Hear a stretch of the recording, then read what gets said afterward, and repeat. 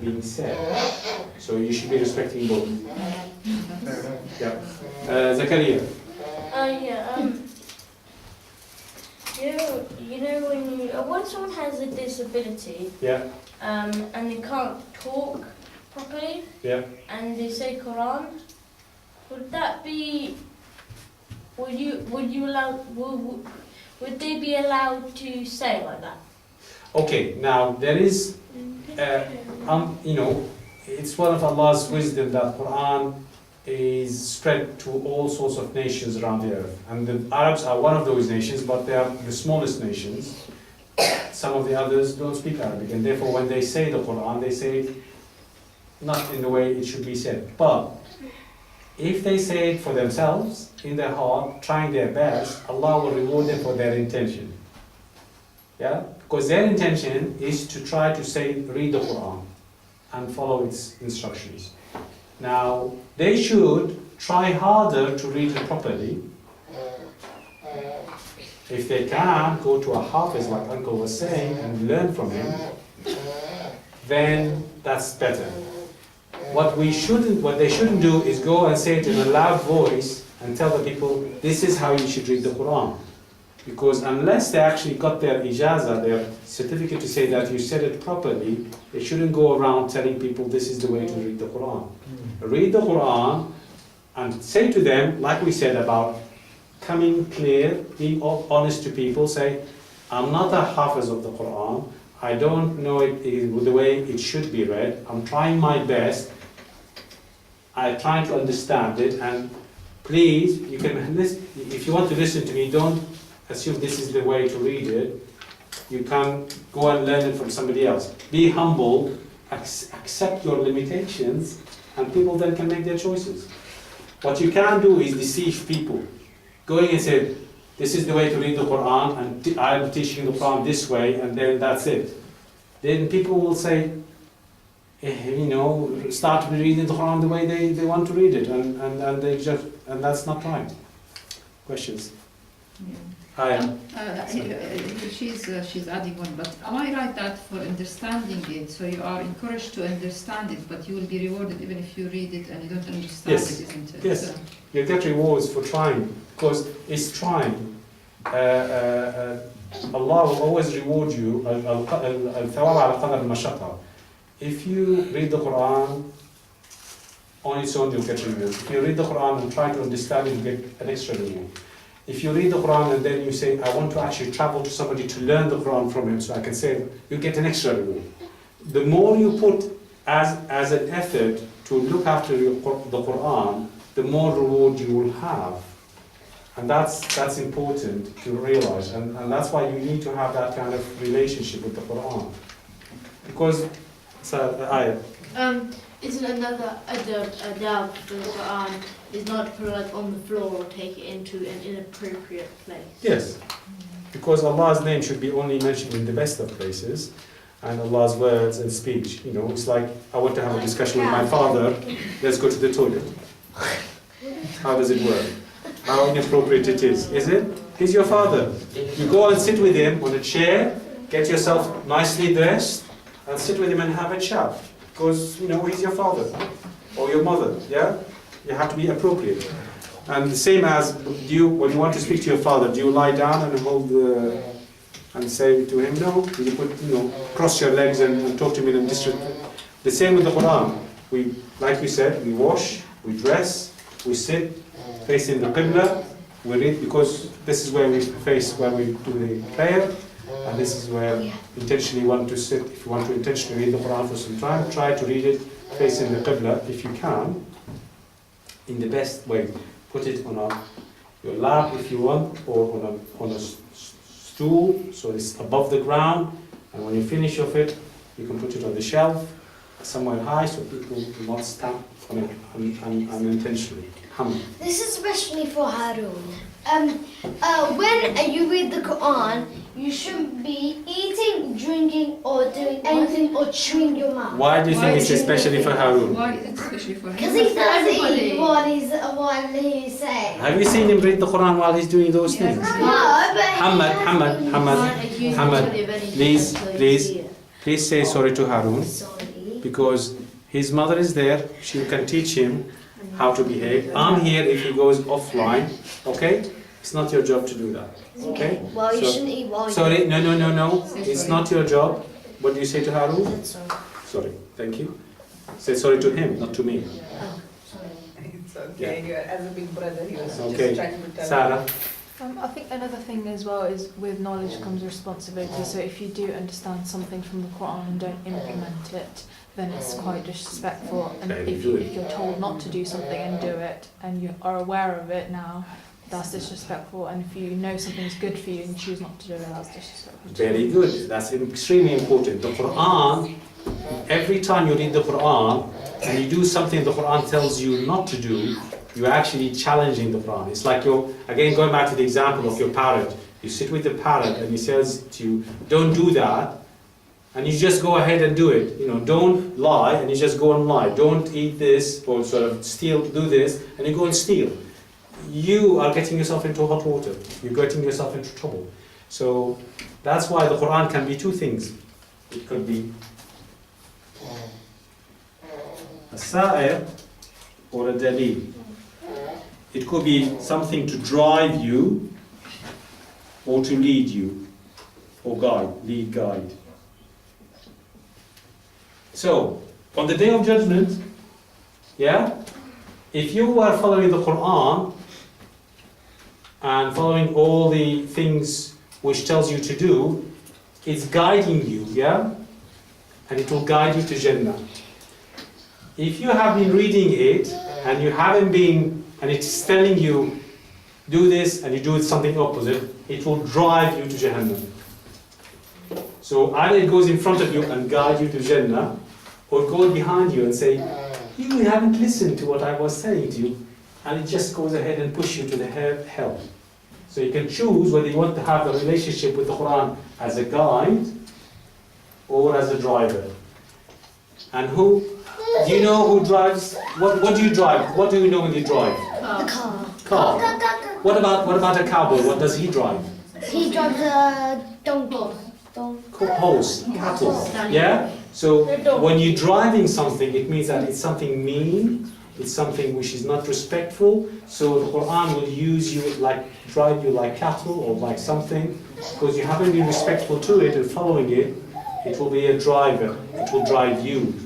But because if you're being good with the Quran, following it, it will be your guide, it will go in front of you, you will follow it. So make sure that you come, that the Quran becomes your dalil, not your side. And that's well, like the dua, Allahumma ja'alhu dalilana ila jannah wa la taj'alhu sa'iqana ila an-nar. May Allah make the Quran our guide to Jannah, not our driver to Jahannam. So this is the dua. So you can choose how you want to have a relationship. This is good point what Sarah was saying. Because when you read the Quran, it's always important to see which one of the people mentioned in the Quran you are. Because the Quran has three kinds of people. Anybody knows who they are? believer, disbeliever, and hypocrite. Yes, very good. So it has mu'min, That's so good. al-kafir, al-munafiq. So in Arabic,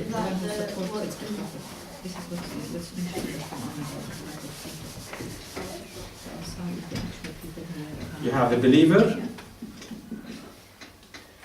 the non-believer, the disbeliever,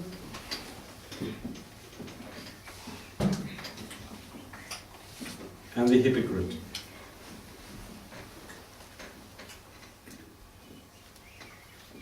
The one who shows that he's a believer, but inside him he's a non-believer. Yeah? So he's empty. Munafiq, what we said, nafaqa, munafiq comes from nafaq, which is a tunnel. And what would you say about the tunnel? It's a tube which has an empty inside. And that's what a munafiq. He shows that he's a believer, so he only have a bit of a small covering on the outside to show that he is a believer, but inside him he's empty. He's a disbeliever. Yeah? So when you read the Quran, you can choose, you can look at how the Quran describes the believers, the disbelievers, and the hypocrites. And then look at what you are doing in your life. Is he describing me? And then look, tick the boxes. And every time you tick a box, then you look at the end, how many boxes did I tick in this, or in this, or in this? And then try to see where the majority of your boxes are. Because if you're in the wrong bunch, you'll be in trouble. Okay. Question. Somebody had a question. Sarah, did you want? Sometimes about mentioning the name of Allah and stuff. There are lots of du'as for wuzu and all that, but most of us, we have the sink in the bathroom. So Yeah. how do you go about? So you shouldn't be saying Bismillah for wuzu and all that du'as. Sit in your heart. Because you're in the toilet. That's a good question. Adab al-khala, the etiquette of khala. In theory, while you are actually performing something where you are embarrassed for people to see you, then you are in a state of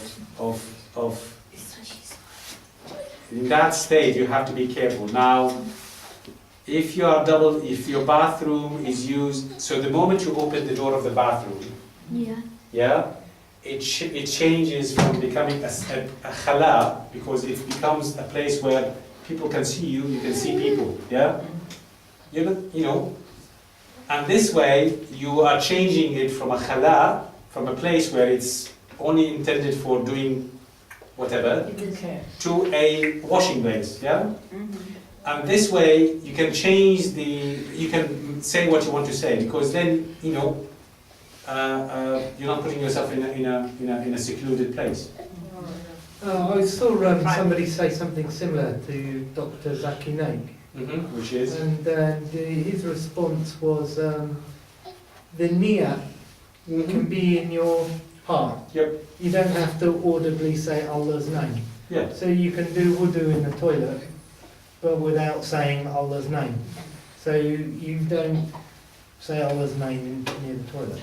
It's I think Sahana was saying something like that, and I think that's the default situation. At the end of the day, we can't stop ourselves from thinking, just because we were in one place. The question is, how do you be respectful in what you say or what you do, or what you bring? And especially, that's why I'm saying, for example, if you are reading the Quran and you're dashing to the toilet, you have to be careful where you leave it outside, even though you don't go in with it, and you don't say anything inside, and you just have to be careful.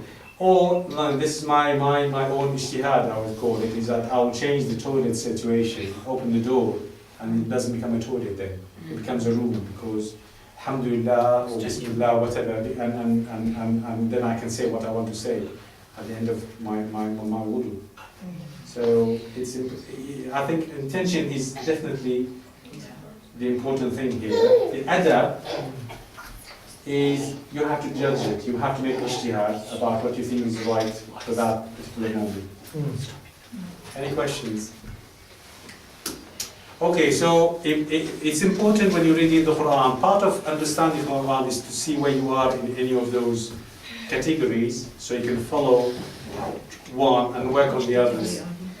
Which, if you feel you have some things which are here or here, then you try to deal with that, so you can move more into this category. You said? Out of disbelief and hypocrite, which is the worst one? Hypocrite.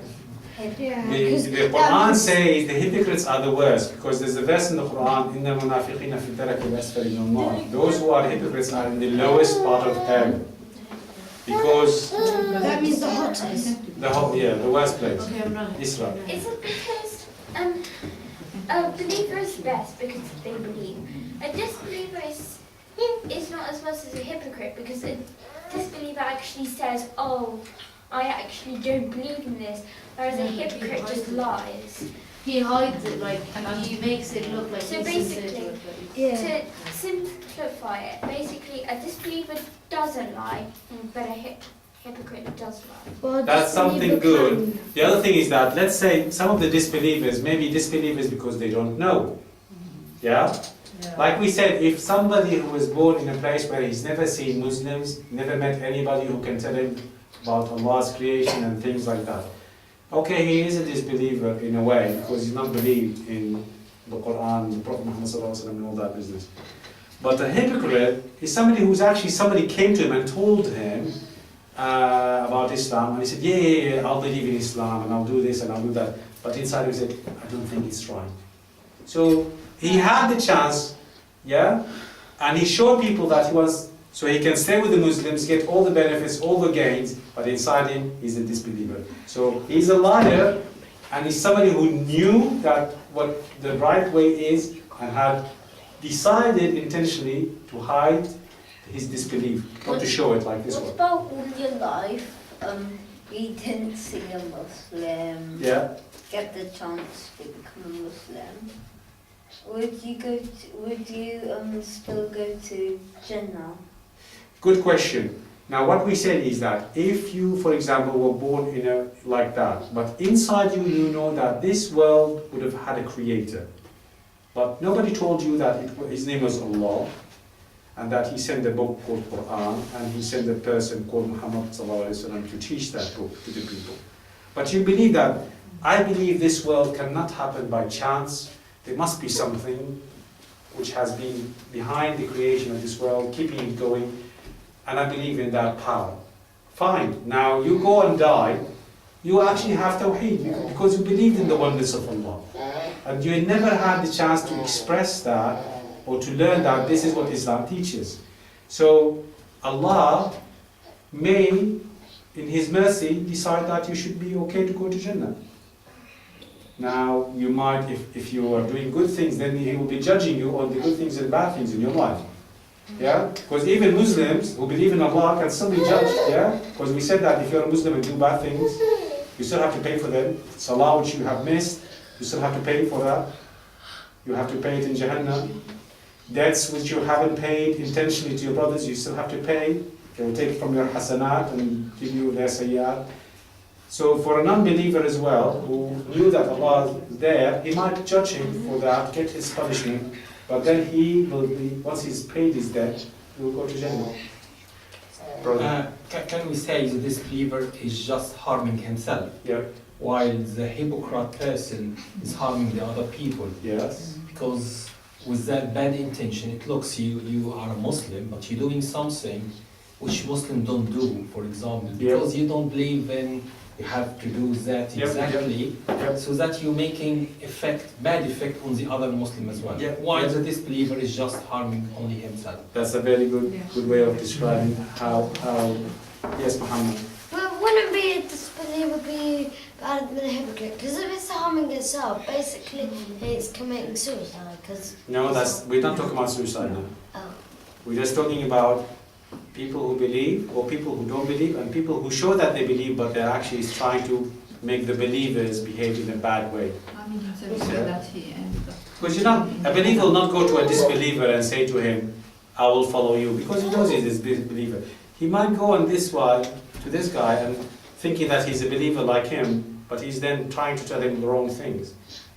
Because he doesn't know that he's a hypocrite, because inside him he doesn't know him. He just thinks that he's a Muslim like him, or a believer like him, but inside him he's not. So the munafiq can mislead some of the Muslims into some of them. Okay, sister. So it's maybe not quite related to the topic, but because there are three divisions of people mentioned here. Yeah.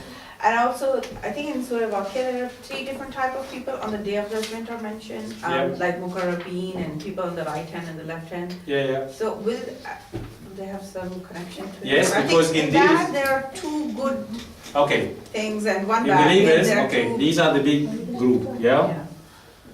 From this big group, we have small subgroups. There's Muqarrabun, the one close. Then there's the Siddiqeen. Then it's Shuhada, the martyrs, the true believers. There's so many groups under those, so when you start looking after, if you're in that group, there is smaller groups which you can follow and say, which one of those smaller groups I am in.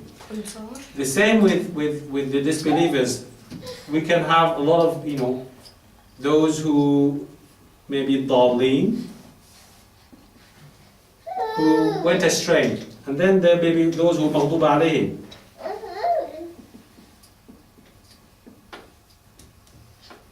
So again, there's subgroups, you know, those who didn't know, like we said, they never had the chance of knowing what's right, what's wrong, and they just lived their life being confused. But those, then there are those who said, no, I'm a staunch atheist, I don't believe in God, and I don't think there's God exists. Yeah, they're not the same. Yeah. Like Yusuf was saying, maybe this guy had a bit of idea about faith. He may be close, in a way, to the believers. Yeah. Well, this guy is close to, yeah, he actually said, yeah, whatever you say to me, I don't believe there's a God, I don't believe there's a day of judgment, I don't believe. I really don't believe, you know, fine. He's worse. Yeah? He had no way of, you know, negotiating or compromising or doing anything sort of make it life easier for him. So are the people on the A'raf, are they the munafiqeen? No, the A'raf is actually, they're not munafiqeen, they're part of the believers who have neglected a lot of their duties, and therefore they had to sort of end up spending a bit of time in Jahannam before they got into Jannah. Because most of the, I think that some of the tafasir will say that at the end of the day, the people of the Araf will go to, Wallahu A'lam, will eventually go to Jannah. But they're sort of sitting in the halfway house. Is it true that they say people that has never been exposed to Islam or heard of Islam, that they will be given a chance to follow Allah's command in the Day of Judgment, where they will actually be asked to go to Jahannam, and if they do it, you know, because they follow what Allah says, Allah will take them out, because they actually believe that Allah is going to give mercy to them. Maybe I'm not sure, but you know, it depends on how the feeling inside them of that they felt that there was some creator or some power behind this universe, but they never had the chance to experience it, and now they see it. But we know that all of us will have no doubt that Allah is there in the Day of Judgment. So there's not going to be like somebody within the Day of Judgment who will not know that Allah is there. Yeah. So disobeying Him is not an option. Yeah? Yes, somebody You said, can't disobey Allah on the Day of Judgment. It's not an option, even for a kafir. yes, but somebody said, you know, that is how they will be. Yeah? Because when He says judged, to you, because go, we have been judged here by our deeds, and but because we know we were given like the choice, so to speak. But Sure. they have never been exposed. I don't know. Allah Alam. because on the Day of Judgment you obey, you don't have a choice. Yes. You only have the choice now. On the Day of Judgment you don't have the choice, you just have to obey, and all will obey because they have realized that Allah has the command of everything. Zakaria. I have a lot of friends that believe there's a God, but they don't know which religion is right. And I have been telling a lot of my friends about it, but they're saying, oh yeah, that's good. But the thing is, I'm trying. I did an assembly about Islam as well. And a lot of them didn't actually talk in whilst a lot of the because I had a few didn't I have like Al-Fatiha and class I could play, so I played it and everyone didn't actually talk, not even one of them. They didn't know what? They didn't actually talk. They just listened to it. Yeah, they just listened to the Was it, you know, did you feel it was sort of they just got quiet by listening to the Quran? Because they were respectful. It's Allah's words, and Allah's words have their own charm. A lot of the kuffars at the time of the Prophet ﷺ, even when you speak to they heard the Quran, by the word of the Quran, they felt it was some divine talk. Let him listen to the answer, because he was sharing something. So what you've done is very good. And what you can do is show them the Islam, show them the word of Allah, and be an example. Because then people will say, why don't you get upset for what the things we get upset? Why you don't get excited and do this and that, do that? And you say, because I'm a Muslim, and my religion tells me to do the things this way.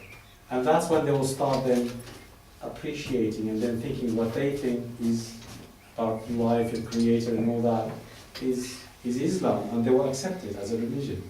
So what you're doing is good, and if you do carry on doing it over the years, maybe Allah will make one of them Muslim, and that will be fantastic. Hello, James. Sorry if I've missed this, but what's the difference between monafiq and mushrikeen? Mushrikeen are people who are kafirs, they are disbelievers, so they are from that group. And they basically say that Allah has associates. Ah, they're the mushrik. Mushrik, because mushrik is an Arabic word from sharaka, which means that join, two things together. Okay, so they're Sharaka, which means, to part in. Well, so he's definitely from this group. Munafiq is somebody who's actually appears to people as Muslims, but inside him is a disbeliever. So he will be within this group, apparently, but inside him is actually with this group. So that's why people will not know. Mushrik. Should we give the kids their break? Yes. Yeah, I think so. Yes. Let's see. Kids, you want to have a bit of a? Let's see. We usually do the last 20 minutes break. Yeah, you can go out, Yeah. and then adults can have a bit of a quality time. Okay. Arun, boys, girls. I want some sort of, no one fights. Because I had last time we had a bit of fun. My back. Okay.